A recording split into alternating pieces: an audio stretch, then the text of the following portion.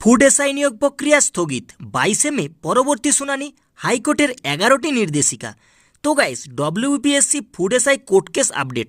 আর guys আপনাদেরকে food SI court কেসের কিছু গুরুত্বপূর্ণ আপডেট আজকের এই ভিডিওতে আপনাদেরকে জানিয়ে দেবো।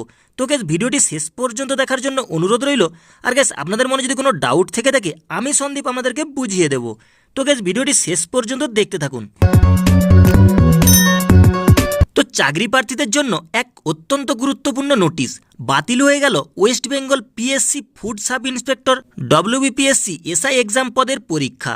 2024 সালে 16 এবং 17 মার্চ ছিল পাবলিক নির্বাচন কমিশনের পক্ষ থেকে ফুড সাব ইন্সপেক্টরের পদের পরীক্ষা।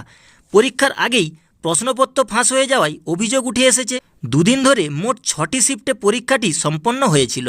দিনরাত অক্লান্ত পরিশ্রম করেছিলেন ছাত্রছাত্রীরা নিজেদের স্বপ্ন পূরণের আশায়। অনেকেই বুক বেঁধেছিলেন এবারে চাকরিটা হয়তো তারা পাক্কা করবেন, কিন্তু সমস্তটাই আধুরা থেকে গেল। তো গাইস বিস্তারিতভাবে সমস্তটা একবার জেনে নাও। তো পরীক্ষার্থীদের অভিযোগ কী ছিল?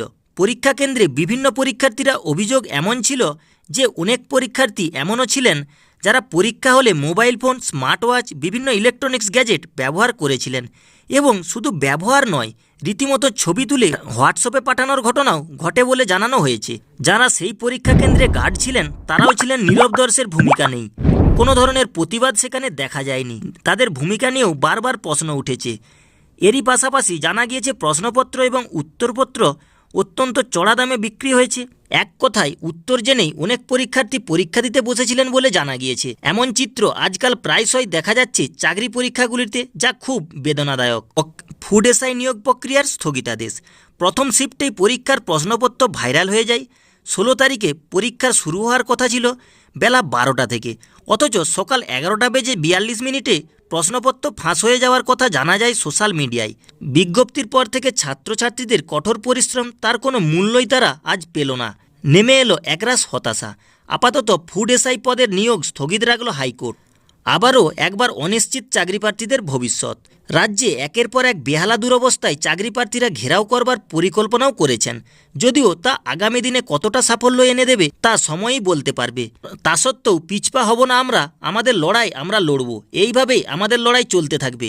তো গাইস হাইকোর্টের 11টি নির্দেশিকা জারি। বিচারপতি রাজশেখর মান্থার এজলাসে এই মামলাটি শুনানি হয়, যেখানে বিচারপতি সিআইডিকে নির্দেশ দেন আগামী মে মাসের 22 তারিখের মধ্যে সমস্ত তদন্ত শেষ করতে হবে এবং হাইকোর্টে তাদের রিপোর্ট পেশ করতে হবে এবং তার সাথে সমস্ত প্রমাণপত্রও জমা দিতে হবে।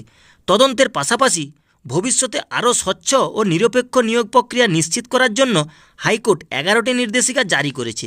যেভাবে রাজ্যের একের পর এক চাকরির দুর্নীতি সামনে এসেছে, তাতে আগামী দিনে ছাত্রছাত্রীদের মধ্যে তীব্র অসন্তোষ বা দানা বেঁধেছে।